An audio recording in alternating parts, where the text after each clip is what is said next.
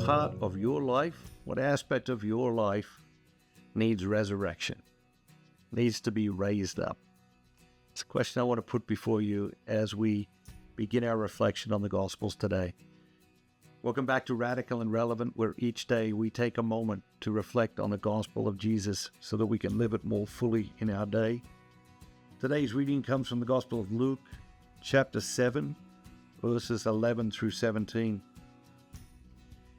Jesus went to a city called Nain, and his disciples and a great crowd went with him. As he drew near to the gate of the city, behold, a man who had died was being carried out, the only son of his mother, and she was a widow, and a large crowd from the city was with her. And when the Lord saw her, he had compassion on her, and said to her, "Do not weep." And he came and touched the bier, and the bearers stood still, and he said, "Young man, I say to you, arise." And the dead man sat up and began to speak. And he gave him to his mother. Fear seized them all, and they glorified God, saying, "A great prophet has arisen among us, and God has visited his people." And this report concerning Jesus spread through the whole of Judea and all the surrounding country. What is it that jumps out at you today? Is there a word or a phrase or an idea that Holy Spirit used to capture your attention, to intrigue your imagination? The question I said before you at the beginning was, what part of your life needs to be raised up, needs resurrection? Because I think sometimes it's easy for us to forget that our God is a God of resurrection. He's a God of second chances, and that Jesus is resurrection. And so if we need resurrection, sometimes it might not be our whole life. It might be one part of our life.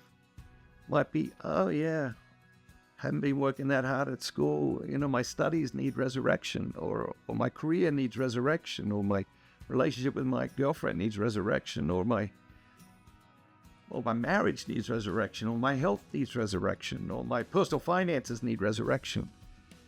And so Jesus is resurrection, and it's important for us to think of him as resurrection, because if we don't, then we fall into the trap of not asking for resurrection when we need resurrection. The other phrase that jumped out at me today was, when Jesus came upon this scene, and there's this mother, a widow, and this crowd, it says, "And when the Lord saw her," the widow, the mother of the dead child, "he had compassion on her."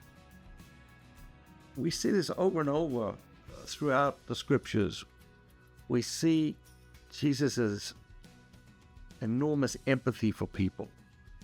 He looked at the crowd, he saw they were like sheep without shepherd, had compassion upon them. And so I think sometimes it's easy to fall into living our religion in a way that lacks empathy. And I think one of the great criticisms of religion throughout the ages, of people claiming to represent religion, has been their lack of empathy for people in real suffering, people enduring unbearable pain. And so Jesus' empathy is a call for us to live out our faith with enormous compassion, with gigantic empathy. And so as we go through our day today, let's bring that empathy, Jesus' empathy, into the world. Have a great day, and remember, be bold, be Catholic.